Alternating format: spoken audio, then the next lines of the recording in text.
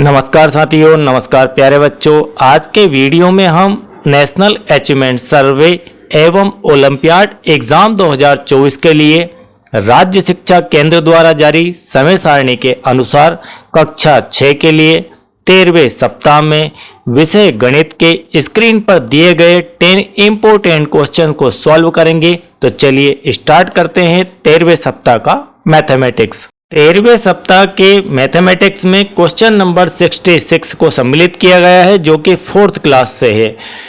पहली घड़ी में दिखाए गए समय एवं दूसरी घड़ी में दिखाए गए समय में कितना अंतर है। यहाँ पर आपको दो घड़ियां दिखाई दे रही होगी, यह पहली घड़ी और यह आपकी दूसरी घड़ी। इन दोनों घड़ियों के टाइम में कितना डिफरेंस है, कितना अंतर है, यह आपको बताना है। हम यहाँ पर पहली घड़ी का समय लेते हैं। तो पहली घड़ी में इस समय बजे हुए हैं 9। छोटा कांटा आपका 9 पर है और बड़ा कांटा आपका 12 पर है। तो यहाँ पर बज चुके हैं 9 फिक्स। तो एक घड़ी में 9 बजे। सेकंड घड़ी देखते हैं कितने बजे हैं। सेकंड घड़ी में छोटा कांटा आपका है 1 से आगे और बड़ा कांटा है 6 पर। इसका अर्थ है कि सेकंड वाली जो घड़ी है इसके अंदर बज चुका है 1:30। इतना बजा हुआ है। अब इन दोनों समयों का आपको निकालना है अंतर। तो इसके कई तरीके होते हैं। फास्ट ट्रिक ये है कि आप घंटों को अलग कर लीजिए कि कितने घंटों का डिफरेंस है। तो 9 बजे से लेकर 1 बजे तक के बीच में देखें। ये आपके 9 बजे हैं। 9 बजे से लेकर यदि आप देखें 1:30 के बीच में, तो 9 के बाद क्या बजेंगे? 9 के बाद बजेगा 1 तो 10। तो 1 घंटा तो आपका यहाँ हो गया। इसके बाद बजेंगे 11। तो 1 घंटा तो आपका यहाँ हो गया अगेन। फिर बजेंगे 12। तो 1 घंटा यहाँ पर हो गया। और इसके बाद बजेंगे आपके 1। ठीक है। तो 1 बजे 1 घंटा ये हो गया। और इसके बाद बजेंगे 30 मिनट। 1:30। तो यहाँ पर आप घंटों को जोड़ लेते हैं। 9 से 10 के बीच में 1 घंटा ये, 10 से 11 के बीच में 1 घंटा ये, 11 से 12 के बीच में 1 घंटा ये, 12 से 1 के बीच में 1 घंटा ये, और ये आपके 30 मिनट। कुल मिलाकर 1, 2, 3, 4 घंटे और 30 मिनट। तो 4 तो आपके घंटे और प्लस 30 मिनट अलग रहेंगे।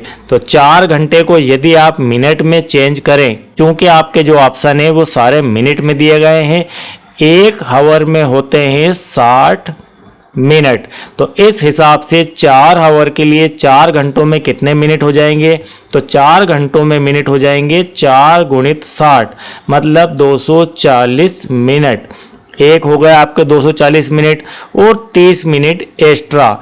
9 से लेकर 1 तक के बीच में 240 मिनट और इसमें प्लस का 30 मिनट और ऐड कर दो। तो ये हो गए 240 और 30 270 मिनट। तो इस प्रकार से बड़ी ही आसानी से आप कैलकुलेट कर सकते हैं दो घड़ियों के बीच के समय के डिफरेंस को।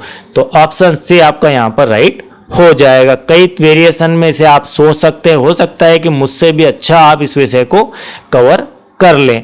अब इसके बाद क्वेश्चन नंबर 79। क्वेश्चन नंबर 79 है, अनस रिक्शों से एक दिन में कुल 1050 रुपये कमाता है। तो एक दिन में उसके पास जितने भी रिक्शे हैं उन सभी को मिलाकर जो कमाई होती है वह होती है 1050 रुपये की। और एक रिक्शे से उसे 70 रुपये मिलते हैं। जो एक रिक्शा उसका है जो कमा कर देता है, एक रिक्शा, वह कितने पैसे देता है? तो एक रिक्शे से जो कमाई है वह कमाई है उसकी कुल मिलाकर 70 रुपये। अब आपको बताना है कि उसके पास रिक्शों की संख्या क्या है। तो उसके कुल कमाई 1050 है, एक रिक्शे से 70 रुपये कमाता है, तो रिक्शों की जो संख्या है वह निकालने के लिए आपको 1050 रुपये कुल आमदनी में एक रिक्शे की आमदनी से भाग लगाना होगा। 0 से 0 कट जाएगा। अब यहाँ 7 से आपने डिवाइड किया 105 को, तो यह आपका 15 बार भाग चला जाएगा। कुल मिलाकर उसके पास रिक्शों की जो संख्या है वह 15 आ जाएगी। तो ऑप्शन सी आपका यहाँ पर राइट हो जाएगा। अब इसके बाद 5th क्लास के मैथ्स से क्वेश्चन नंबर 18। क्वेश्चन नंबर 18 है, राजू के सब्जियों के खेत में 9 बराबर हिस्से हैं। ये एक मान लीजिए राजू का खेत है, इस खेत के बराबर 9 हिस्से कर दिए गए हैं। इस प्रकार से ये आपके हिस्से हैं बराबर बराबर 9। ठीक है, ये 9 हिस्से हो गए। वह अपने खेत के कितने हिस्से में पालक उगा रहा है, यह आपको बताना है। आपके जो ऑप्शन दिए गए हैं, उत्तर दिए गए हैं, वह भिन्न में दिए गए हैं। तो जो खेत है उसके अंदर कुल कितने हिस्से हैं, तो कुल 9 भाग हैं उस खेत में। उसमें से पालक का हमें भिन्न निकालना है, पालक के भाग को देखना है। तो पालक कितनी जगह उगा रहा, 1 और 1 2, इन 9 भागों में से 2 भाग। तो जो पालक का भाग है वह कितना है, पालक का जो भाग है वह 2 भाग है इन 9 भागों में से। तो इसकी जो फ्रैक्शन है, इसकी जो भिन्न है वह क्या बन जाएगी, वह बन जाएगी आपके 2/9। कुल भाग नीचे लिखते हैं, उसमें से जिसके भी आपको हिस्से बनाना है, लिखना है, उसे ऊपर लिखेंगे। चूंकि हम पालक की बात कर रहे हैं तो 2/9। यदि आपसे बात की जाती कि आलू का कितना भाग है, तो हम इसे यहाँ आलू का भी लिख देते हैं कि आलू का क्या है, आलू का है यहाँ पर 1 और 1 2, तो यह हो जाएगा आपका 2/9। यदि आपसे पूछे टमाटर, तो टमाटर हो जाएगा आपका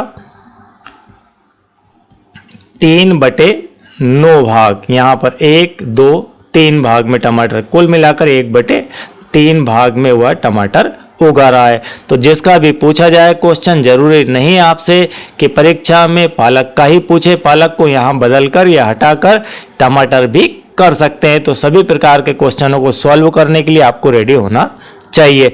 अब इसके बाद क्वेश्चन नंबर 36। क्वेश्चन नंबर 36 है और यह एक आईएमपी क्वेश्चन है। किस घड़ी में 2 सुइयों के बीच बना कोण समकोण के बराबर है। आपको समकोण की समझ यदि है तो अब तक आप शायद आंसर दे चुके होंगे। इस प्रकार से 2 रेखाओं के बीच में बनने वाला जो कोण होता है वह 90 डिग्री का कहलाता है और इसे ही हम समकोण भी कहते हैं। ठीक है, एक इस प्रकार से और दूसरी इसके लंबवत इस प्रकार से, और इन दोनों के बीच में बनने वाला कोण 90 डिग्री। अब आप बताइए कि यहाँ पर इसके जैसी स्थिति में कौन सी घड़ी के 2 कांटे हैं, तो ऑप्शन ए आपका यहाँ पर सही हो जाएगा। इन दोनों के बीच में जो बनने वाला कोण है वो 90 डिग्री का है। ये अधिक कोण है, ये भी अधिक कोण है और ये न्यून कोण है। तो यहाँ पर ए ऑप्शन राइट हो जाएगा। अब इसके बाद प्रश्न नंबर 64। प्रश्न नंबर 64 यह भी पैटर्न आधारित क्वेश्चन है और मोस्ट आईएमपी प्रश्न है। इस प्रकार के 2 क्वेश्चन आपसे एग्जाम में पूछे जाएंगे।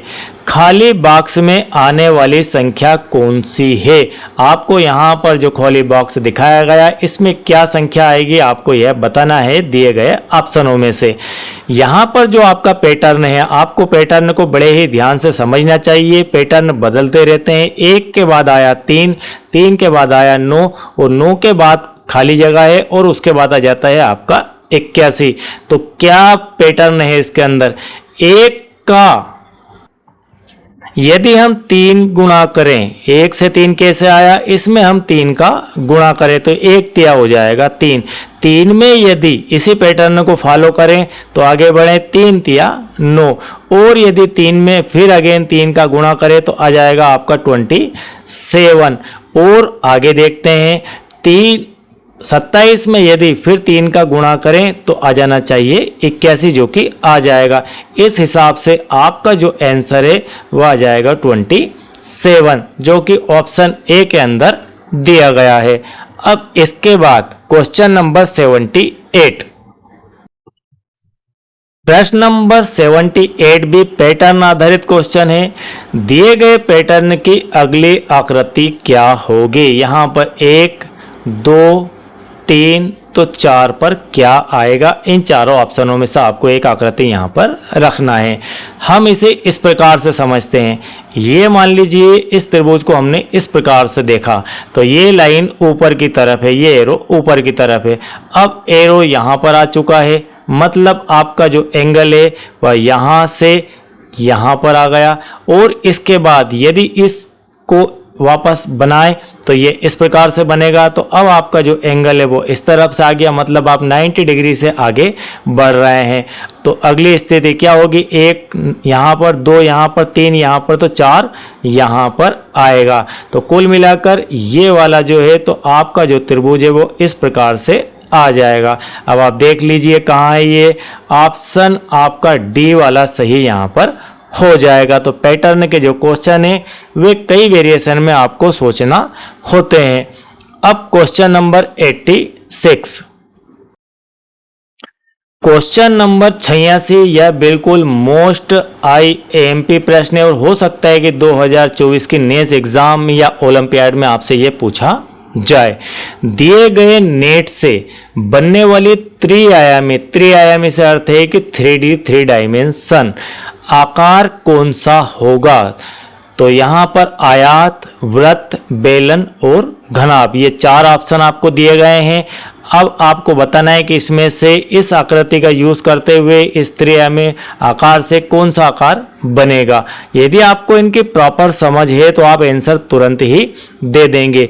जो आयत होता है वह कैसा होता है, इसका 3D में दिखा देता हूं आपको। आयत आपका इस प्रकार से होता है, ये 3D नहीं होता, ये 2D ही होता है।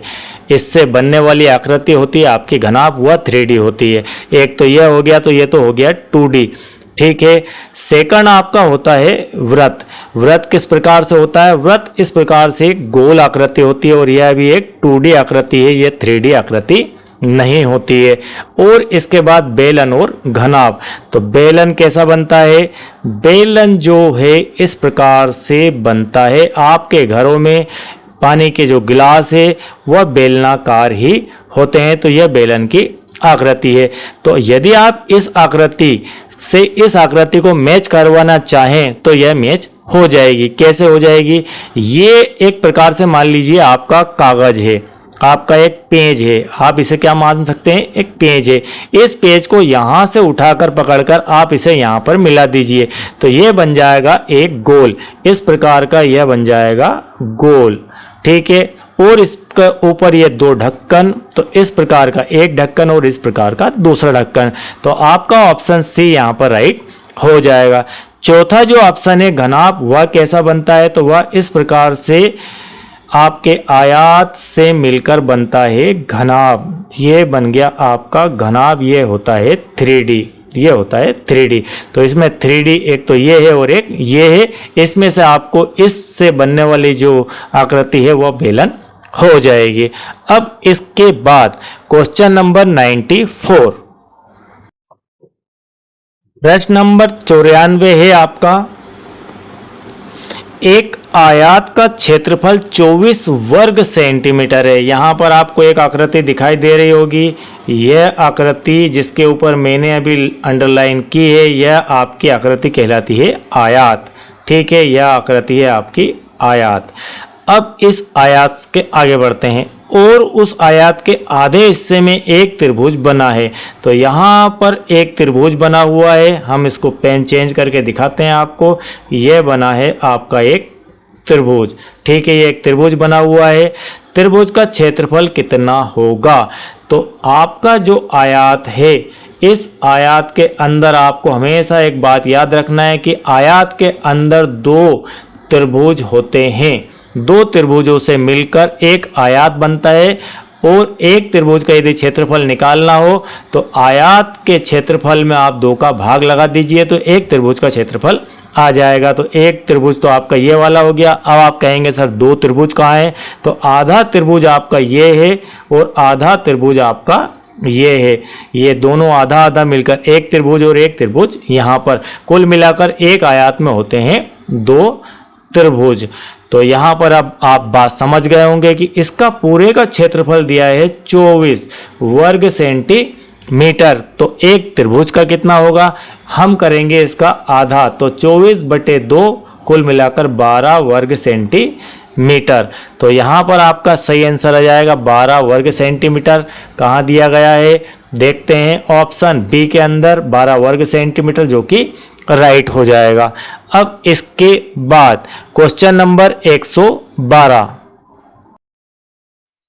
क्वेश्चन नंबर 112 यह भी पैटर्न आधारित क्वेश्चन है और एक आईएमपी प्रश्न है। निम्न पैटर्न को ध्यान से देखकर अगला पद बताइए। आपका जो पैटर्न दिया गया है वह इस प्रकार से है, 20 ए दिया, उसके बाद 25 बी दिया है, उसके बाद 30 सी दिया है, उसके बाद 35 डी दिया है और अगला पद क्या आएगा।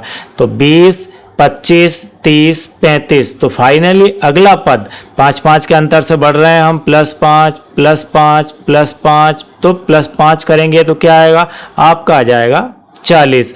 और यहाँ पर ए के बाद बी, बी के बाद सी, सी के बाद डी, तो डी के बाद क्या आएगा, आपका आ जाएगा ई। तो यह हो जाएगा 40 ई, जो कि सही आंसर होगा। तो यह दिया है आपका ऑप्शन सी के अंदर। अब इसके बाद क्लास 6 का क्वेश्चन नंबर 40 और आज के वीडियो का लास्ट प्रश्न नंबर 40 है, 20, 25 और 30 से विभाजित 3 अंकों की सबसे छोटी संख्या है। आपको 3 अंकों की संख्या की भी समझ होना चाहिए और विभाज्य की समझ भी होना चाहिए। तो 3 अंकों की सबसे छोटी संख्या, सबसे पहले ये समझिए, 3 अंकों की सबसे छोटी संख्या। तो 3 अंकों की सबसे छोटी संख्या होती है 100। सबसे बड़ी संख्या आपकी क्या होगी, सबसे छोटी तो 100 हो जाएगी, और सबसे बड़ी यदि देखें तो 999, ये आपके हो जाएगी सबसे बड़ी। इन दोनों संख्याओं के बीच की सारी संख्याएं 3 अंकों की संख्या ही होती है। तो 100 से लेकर 999। अब प्रश्न ये है कि 20, 25 और 30 से विभाज्य, मतलब जिस संख्या के अंदर 20 से भाग चला जाए, 25 से भाग चला जाए और 30 से भाग चला जाए, ऐसी संख्या आपको निकालना है। तो ऐसी संख्या निकालने के लिए आपको निकालना होगा एलसीएम, किस किस का, 20 का, 25 का और 30 का। इन तीनों संख्याओं का आपको निकालना होगा लघुत्तम समापवर्तक। लघुत्तम कैसे निकाला जाता है यह भी आप समझ लीजिए। लघुत्तम निकालने के लिए आप एक सामान्य तरीका उपयोग कर सकते हैं। ये लिखा आपने 20, ये 25 और ये 30। आपको इस प्रकार से भाग लगाना है। 2 का भाग लगाएंगे 10 बार, 25 वैसा का वैसे ही भाग नहीं जाएगा, और इसमें भाग लगाया तो 15। फिर 2 का भाग लगाया 5 बार, 25 वैसे ही, 15 में भी 2 का भाग नहीं जाएगा।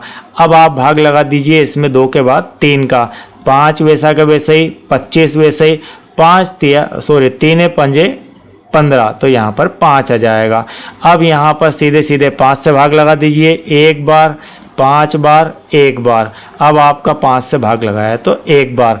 कुल मिलाकर जो आपका एलसीएम आएगा इन संख्याओं का, वह आएगा 2 गुणित 2 गुणित 3 गुणित 5 गुणित 5। ये 2 गुणित 2 गुणित 3 गुणित 5 गुणित 5, इस प्रकार से आ जाएगा। अब इनका कर दीजिए गुणा, 2 दूना 4, 12 पंजे 60 और 6 पंजे 30। कुल मिलाकर यह हो जाएगा 300। तो वह संख्या आपकी आ जाएगी 300। आपका सही आंसर हो जाएगा बी वाला। 300 वह संख्या है जिसमें यदि आप 20 का, 25 का और 30 का भाग लगाएंगे तो पूरा चला जाएगा, मतलब 20 का भी चला जाएगा भाग, 25 का भी चला जाएगा और 30 का भी भाग चला जाएगा। और यह आपकी छोटी से छोटी 3 अंकों की संख्या है। इससे कोई संख्या छोटी नहीं मिलेगी जिसमें इन तीनों संख्याओं का भाग चला जाए। इससे बड़ी संख्या जरूर मिल जाएगी 600, इसके बाद 900 और उसके बाद 1200 जो कि 4 अंकों में कन्वर्ट हो जाएगी। तो आई होप कि इतना मैथमेटिक्स का 13वें सप्ताह का पार्ट आपको समझ में आ गया होगा।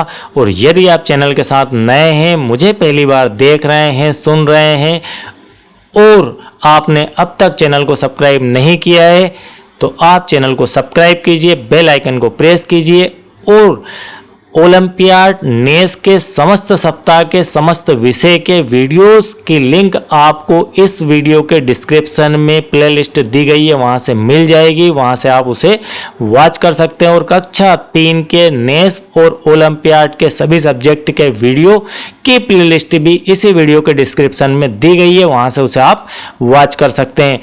Thank you very much.